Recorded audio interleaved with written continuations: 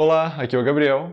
Nesse vídeo eu vou falar sobre o teclado Microsoft Sculpture Ergonomic Keyboard, que é o teclado que eu uso há mais ou menos 4 anos. Inclusive eu comprei ele junto com o meu mouse vertical.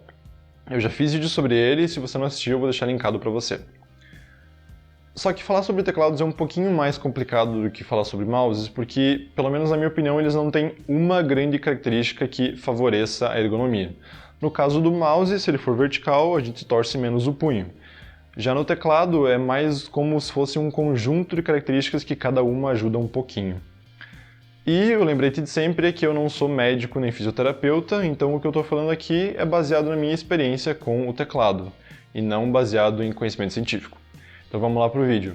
Bom, no caso do teclado eu vou poder mostrar a caixa em que ele veio, que eu ainda tenho, apesar de eu achar que essa não é a caixa que a Microsoft enviaria se eu tivesse comprado direto com eles, mas é só para mostrar o que vem na caixa mesmo. Então, abrindo ela aqui, a gente já consegue ver o teclado e a luzinha dele, mas eu já vou falar disso. E eu já vou mostrar cada parte em detalhes. Então, o teclado, a parte principal dele, na verdade, porque vocês já podem ver aqui que o teclado numérico vem separado. Esse saquinho aqui é só uma proteção que vinha o teclado dentro, mas eu não coloquei de volta porque eu perdi a do teclado numérico, então ficou assim mesmo.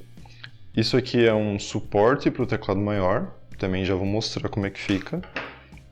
E os papéis que sempre vem, né? Manuais e termos de garantia. Esse aqui é o Quick Start que veio junto, com uma fotinho do teclado e só umas instruções rápidas de onde ficam as pilhas, remover um selo para ligar, adaptador, etc. Posição das mãos e essa tecla especial que eu vou mostrar depois também. Bom, deixa eu tirar isso aqui daqui para mostrar melhor o teclado. Eu vou começar com uma visão geral dele antes de entrar em maiores detalhes. Então, aqui é o teclado numérico, que é bem tradicional e não tem muita coisa fora do comum. Tem um backspace e um atalho para calculadora, mas de resto é isso. E esse compartimento aqui, pequenininho atrás, é onde fica a pilhazinha dele. Ele tem um parafusinho aqui que segura isso no lugar. Eu já desparafusei porque ele é bem chatinho, mas eu consigo com a unha, tá? Não precisa de uma ferramenta para abrir isso aqui. Só que a sensação que dá quando você vai abrir isso aqui é que vai quebrar. É bem ruim abrir isso aqui. Então, isso aqui eu vou falar melhor depois, mas olha só, esse aqui é o parafusinho minúsculo que segura essa tampinha e aqui a gente consegue acessar a pilha, que é daqueles modelos que parecem uma moeda. No caso, esse aqui é o CR2430. Mas do teclado numérico é basicamente isso. E o teclado principal, vocês já podem perceber que ele tem um design separado aqui, inclusive com as barras de espaço. Ele é curvado desde aqui em cima, curvado, e desde aqui na frente. Ele tem um apoio para o punho, né? Aqui atrás também é curvado. O layout dele é aquele estadunidense internacional, Estados Unidos internacional, US International, Alternative International, na verdade. Enfim, é um layout tradicional de teclado americano. E as teclas dele são baixinhas, dá pra ver aqui, e macias. Ele também é movido a pilha, como é o caso do teclado numérico, só que aqui são duas daquele tipo AAA, e aqui já dá para ver o adaptadorzinho que conecta ele ao computador. Dá para guardar aqui.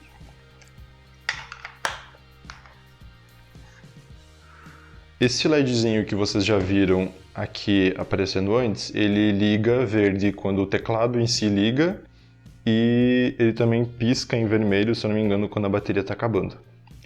E esse apoio aqui que eu mostrei antes, ele se encaixa aqui na frente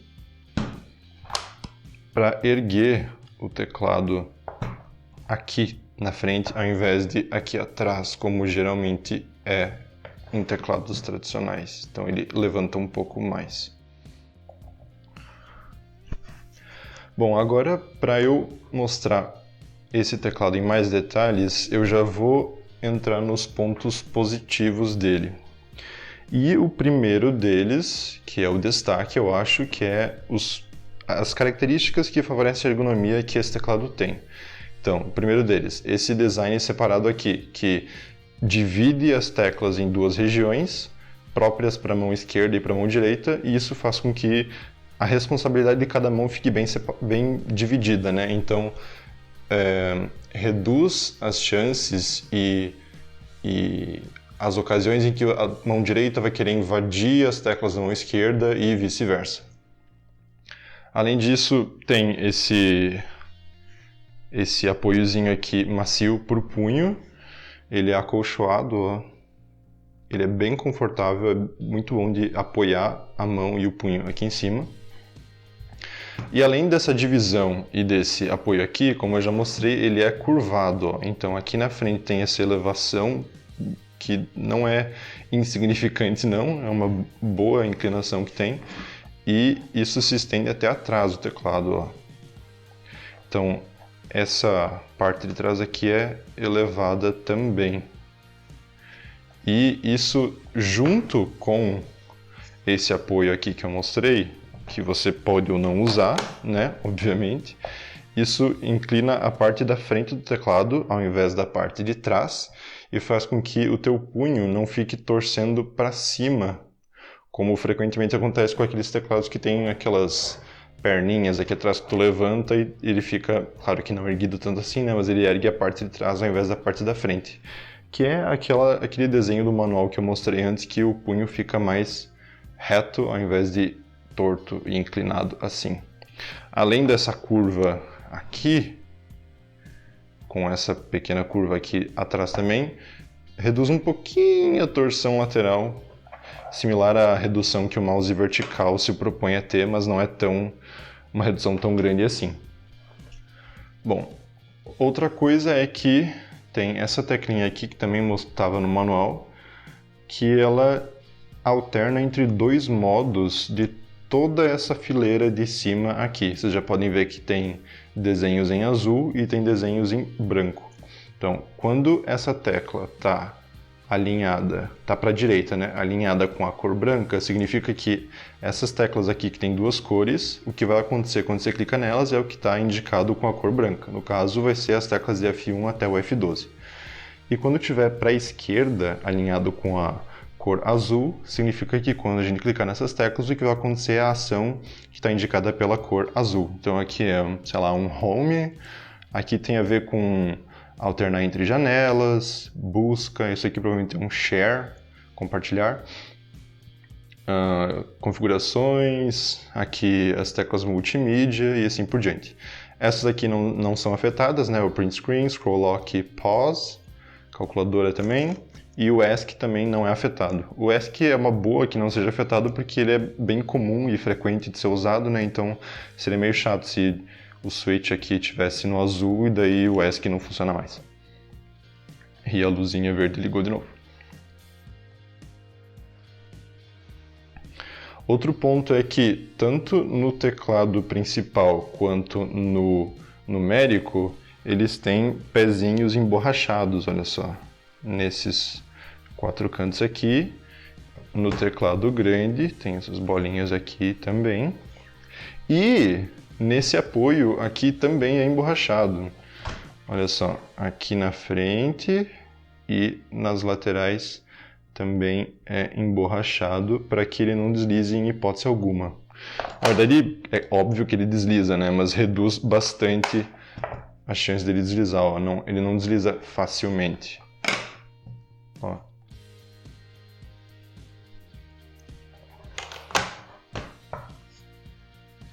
Vocês também já devem ter percebido que certas coisas se conectam com o ímã, né? Então esse pezinho se conecta com o ímã no teclado, o que é bem prático. E, no caso do teclado grande, essa tampinha aqui onde a gente guarda as pilhas, guarda não, né? Coloca as pilhas, e onde guarda o adaptador USB, também é por ímã, ao contrário do teclado numérico, que eu também já vou falar mais disso. Isso é muito prático, muito útil. Já aproveitando que a gente está falando desse compartimentozinho aqui, esse lugarzinho aqui para guardar o adaptador USB também é muito bom, assim como no mouse vertical, para que a gente não perca esse adaptador. E nesse caso tem um ponto mais crítico ainda que eu vou falar depois, mas é muito útil poder guardar aqui, proteger ele com essa tampa e daí transportar o teclado, né? Além disso, a bateria dura muito, as pilhas, né? Eu acho que eu troquei uma vez por ano, assim, na média. Eu tenho ele há quase 4 anos e eu lembro de ter trocado 2 vezes, mas posso ter trocado mais vezes e não lembro, né? Mas na média foi, assim, 1 ano para trocar de pilha. Então, ele se desliga sozinho depois de um tempo. Não sei quanto tempo é, nenhum lugar diz, e eu nunca medi, mas ele dura bastante a bateria.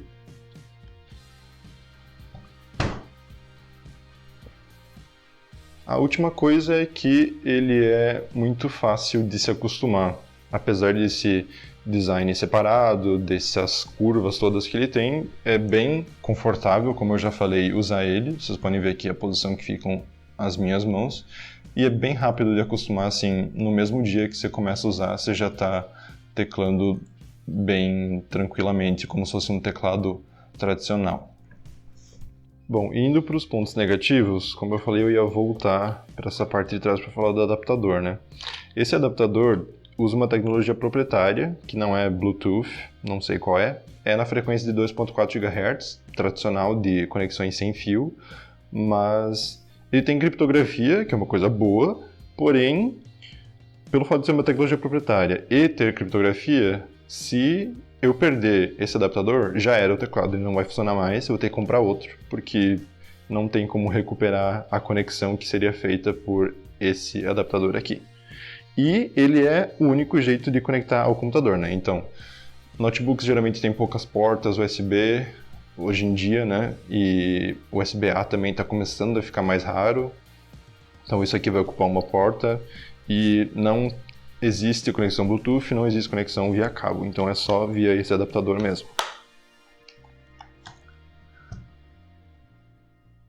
Além disso, essa tampinha aqui do teclado numérico, como eu falei, ele é muito chato de abrir. Eu não sei porque que todo o resto é com ímã e isso aqui é com um parafuso que é complicado, é chato e tem essa sensação que vai quebrar quando vai abrir essa tampa. Podiam ter colocado um ímãzinho simples aqui, até podia ser uma tampa menor. Então não sei porque que eles escolheram fazer isso, mas fizeram e ficou ruim. Não tem, não sei se vocês perceberam, mas não tem nenhuma indicação no teclado de Caps Lock, Num Lock, Scroll Lock. Então, se o teu computador não tem indicação disso, você vai ficar no escuro sobre eles estarem ligados ou não, o que é um pouquinho chato. Eu tenho um computador que não tem indicação disso e eu fico sempre boiando em que situação que eu tô, até que eu digite alguma coisa. E essas teclas aqui em cima, é muito legal ter essa funcionalidade de mudar o tipo de ação que cada tecla vai ter baseado nesse switchzinho aqui do canto, né, e com a indicação das cores, porque você reaproveita essas teclas e não aumenta o espaço que o teclado ocupa e que as teclas precisam, né? Só que eu não sei por que raios, não sei se vai dar para perceber no vídeo, mas essas teclas são feitas num material diferente. Um material não, o clique delas é diferente das outras teclas, olha só. Não sei se vocês estão ouvindo, mas essas teclas aqui são muito mais duras para apertar do que as teclas do teclado. As teclas do teclado são baixinhas e são bem macias, não são pesadas para clicar nem nada. Só que essas aqui são duras e pesadas. Então assim, normalmente não seria um problema muito grande, mas se é para você ficar usando esses atalhos frequentemente e não ter dores nos braços, que eu já tenho no caso, o fato das teclas serem duras já é um ponto que você começa a notar e se incomodar, e você não vai querer ficar usando elas direto, porque elas são duras e vai doer a tua mão. Outro ponto é que esse acolchoado aqui, vocês também talvez tenham reparado, ele está soltando. Então, apesar desse acolchoado ser muito bom, muito confortável, o material dele não é tão bom assim, mas pior do que isso é que ele fica soltando, eu coloco de volta e não tem jeito dele ficar preso ali, ele sempre sai depois de um tempo. E já meio nesse assunto também, falando de manutenção, eu não vejo sinais de que se eu quebrar alguma tecla dessa, eu vou poder recuperar ela, trocar por outra ou algo do tipo, como daria para fazer, por exemplo, com um teclado mecânico. Porque não dá nem pra ver a parte de baixo, eu felizmente nunca arranquei uma tecla sem querer, nunca quebrei nem nada, mas me parece que se eu quebrar alguma, aquela tecla meio que já era. E agora uns outros pontos que eu vou categorizar como neutros, porque são mais observações sobre o teclado, né? O material dele, como eu já estava falando nos pontos negativos, é um material ok. Ele podia ser melhor pelo preço, que eu vou falar depois, mas ele não é um material ruim em geral. Ele é um material bom, ele é sólido, ele não é leve, não passa uma sensação de ser um material barato, um material frágil, ele passa a sensação de ser robusto. Então é um material ok, na minha opinião. Outro ponto é que o teclado numérico ser separado do teclado principal te dá flexibilidade de organizar a mesa, por exemplo, e colocar ele à direita, ou colocar ele à esquerda, ou guardar e não usar, e assim economizar espaço. Mas ele também te incentiva, digamos assim, a não usar ele, né? Porque você sempre tem que levar o teclado e o teclado numérico. É sempre uma coisinha a mais a ficar carregando para lá e para cá e deixando na mesa, assim, meio que largado, assim, é meio estranho, sabe? Por um lado é bom, por outro lado é ruim, então por isso que eu coloquei aqui nos pontos neutros. Outra questão é que ele não é retroiluminado, então, pra mim, sei lá, não é nem bom nem ruim, só não é retroiluminado. E ele não tem nenhum software de customização, pelo menos no Linux não tem, né? Eu não uso Windows, então não sei se a Microsoft fez um software no Linux para customizar ele. E não tem customização integrada nele, né?